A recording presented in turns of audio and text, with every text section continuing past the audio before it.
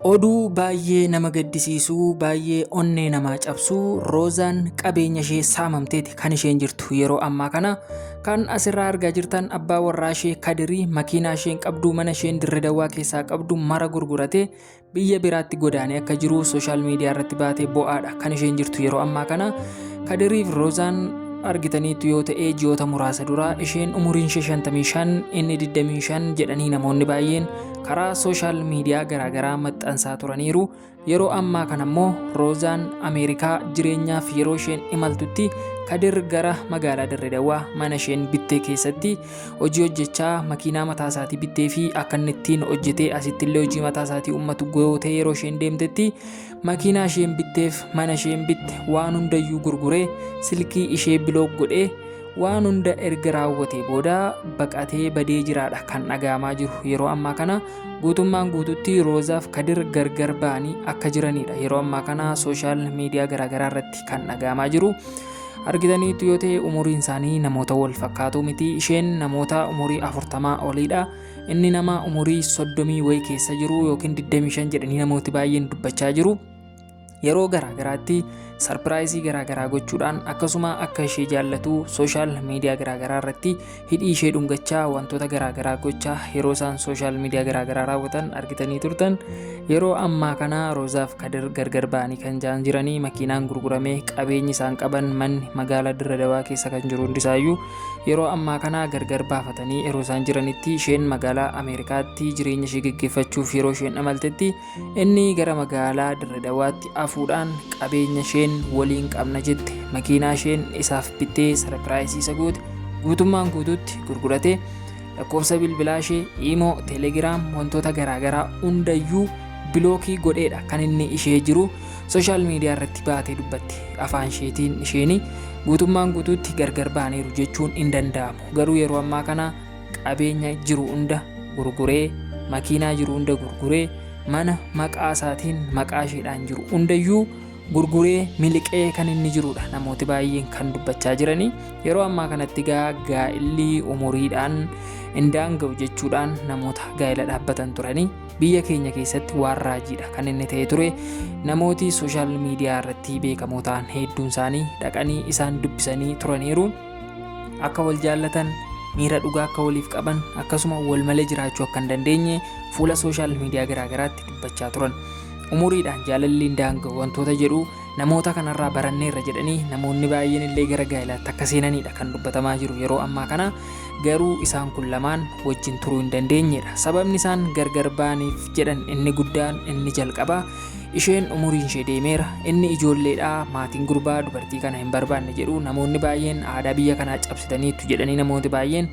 isaan qeeqaa turaniiru. Yeroo ammaa kana guutummaan guutuutti lamaan isaaniiyyuu gargar ba'anii bakka adda addaa jiraachaa jirudha kan dubbatamaa jiru. Wanti kun dhugaa taanaa waan baay'ee nama gaddisiisudha. Jaalalli biyya keenya keessatti umuriidhaan indaanga'u warra jedhanii fi kunoo Roozaaf Kadir umuriidhaan jaalalli isaanii kan dhaabbate amma garuu guutummaan guutuutti jaalalli isaanii gargar diigameera jedhaniiti namooti baay'een yeroo ammaa kan dubbachaa jiranii. Isa kanaa fi odeeffannoo wayitaawaa Adaamaa Deelirraa itti fufuun hordofaan dhaamsa keenya.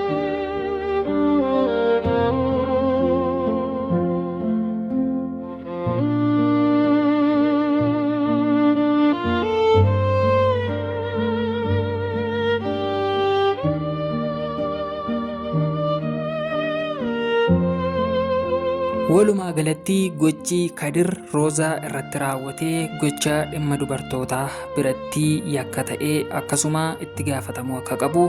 waajjirri dhimma dubartootaa keessa akka ilaaluuf namooti baay'een dubbachaa jiru. Ishee gargaaruu akka qaban, qabeenyi ishee saamame akka isheedhaaf deebi'u, makiinaan inni jalaa gurguree guutummaan guutuutti maallaqaa ta'uu makiinaa sana namarraa gurgureerraa guutummaan guutuutti akka isheedhaaf deebi'u jaarsoliin biyyaa hedduun dubbachaa jiru. Sheekonni hedduun isaanii dubbachaadha kan isaan jiran yeroo ammaa kanatti. Yeroo ammaa kana isheen biyya Ameerikaattidha kan isheen argamtu. Erga gaa'ela wajjin dhaabbatanii erga addunyaa jaalalaa keessa wajjin seenanii booddeedha kan isheen biyya Ameerikaa jiraachuudhaaf deemte. Garuu gidduu kanatti inni makiinaa isheen bittee isatti laattee ittiin hojjedhu jettee mana jireenyaa isheen itti gachitee deemte hundayyuu gurgureedha kan inni badeedha jedhanii namooti baay'een isaanii kan isaan dubbachaa jiran. Garuu inni ammaaf ammatti qabamuu qabaadha. namoonni gurguddoon Dirree Dawaa keessatti argaman akkasuma sheekoliin abbootiin amantaa garaagaraa abbootiin biyyaa hedduun isaanii namni kun dubartii kanarratti waan akkanaa raawwachuu qabu yakka irratti raawwateera kanaafuu itti gaafatamuu qaba kanaafuu qabeenya ishee saamee deebisuufii qaba kanaachi tarkaanfiin isa irratti ni fudhatama jedhanii namooti baay'een dubbachaati kan isaan jiranii yeroo ammaa kana seera jalaa miliquun bakka hin danda'amnetti Kadir makiinaa kunoo duuba isheetti argamu kana gurgurateedha silkii ishee hundayyuu biloog godhee badeera kan jedhamaatii jiru kanaafuu obboleessa keenya Kadiriin Roozaan si jaallattee mana si wajjin dhaabdee ijoollee ishee gattee gara biyyaa dhufte Roozaa namooti baay'een keessan hin beektan abbaan ishee qabsaawaa waraana adda bilisummaa Oromoo keessatti nama jabaadha kan ture jedhama garuu wantoota garaagaraa yeroo koronaa sanaa abbaan ishee dhukkubsatee dhukkuba sanarraa afuu dadhabee boqoteedha kan inni jiru garuu biyya Ameerikaa keessatti jaarsa biyyaa nama uummata Oromoo naannoo achi walitti qabee gorsa laatu akkasuma qabsaawaa beekamaadha abbaan ishee maatii guddaa keessaa intala dhalatteedha garuu jaalalaan ishee gaadhiyee akkasuma jaalalatti fakkeessee hiriyoota isaa wajjin diraamaa garaagaraa irratti hojjetee erga isheen jaalala keessa seente qabeenya hunda amantee erga isheen itti laattee qabeenya marayyuu jalaa fudhateedha kan inni badeedha yeroo ammaa sooshaal miidiyaa iddoo irratti kan dubbatamaa jiru isa kanaaf obboleettii keenya Roozaadhaan waaqayyoo bagaa si oolchen jennaa lubbuun ishee ooluun duwwaan gaadha kanaafuu magaalaa Dirree Dawaa keessatti namoota argamtan gurbaa kana to'annoo seeraa jalaa akka oolchitan qabeenya ishee inni jalaa saamee bade kana isheedhaaf akka deebistan akkasuma yoo dhuguma hin jaallanne ta'e yeroo isheetti taphachuu isaatiif akkasuma wantoota garaagaraa isheen irratti dhangalaaste seeraan akka isheef deebisu yookiin immoo fedha isheetiin wanti kun ta'e yoo ta'e immoo gabbaatee akka dubbattu innis akka dubbatu isheen jaallanne yoo ta'e sababa maaliif makiinaa ishee akka gurgure sababa maaliif mana jireenyaa ishee gurguree akka bade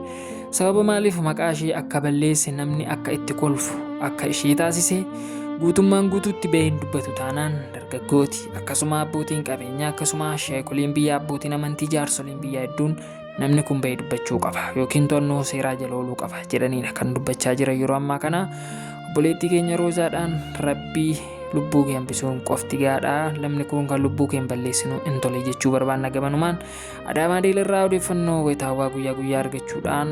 kan faana jirtan agayoonaatti guddaa galatoomaa isiniin jenna akkasuma hiriyooti Kadir marti keessan to'annoo seeraa jala akka oolfamtan itti gaafatamummaa jala akka hin baane akkasuma qabeenya ishee walii galtanii saamtan kana isheedhaaf akka deebistan kabajaan kan isin gaafannu yoo ta'u odeeffannoo keenya wayitaawwaa guyyaarraa kanumaan kan goolamnu yoo ta'u Oromoo DL subscribe gochaa nu bira dhaabbadhaa yaadaaf qiqa qabdan nuuf qodaan dhaamsa keenya isa xumuraadha yeroo gaarii qabaadhaa waan nu hordoftaniif galatoomaa horaa bulaa deebanaan dhaamsa keenya